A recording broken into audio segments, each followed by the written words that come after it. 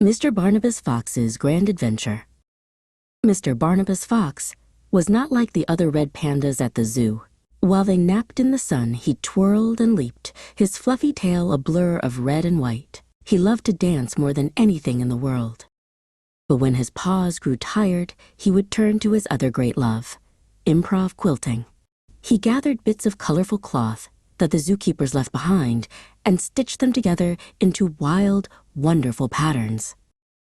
His biggest dream, though, was to dance and quilt in Paris. He had seen a picture of the Eiffel Tower in an old newspaper and knew that was where he belonged. He would gaze at the picture, wishing he could be there. One day, an idea sparked in his clever little mind.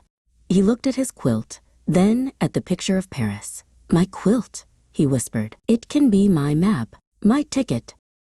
From that day on, his quilting became a grand project. He stitched patches shaped like croissants and tiny Eiffel Towers. He added swatches of fabric, the color of the Seine River and the glow of city lights. Finally, the quilt was finished. It wasn't a neat, tidy quilt at all. It was a masterpiece of improv, a wild, wonderful map of his dreams, stitched with hope and ambition.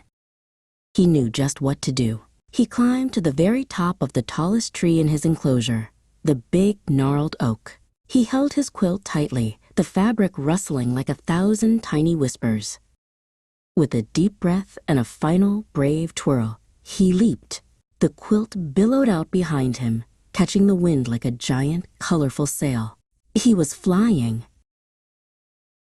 He floated high above the city, the lights of cars and buildings twinkling like stars. He saw the rooftops and the winding streets, and in the distance, a glimmering tower that he knew was his destination. He landed with a gentle plop in a quiet park, right next to a man playing a violin.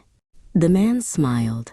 Mr. Barnabus Fox smiled back, unfurled his quilt, and began to dance. He was finally home,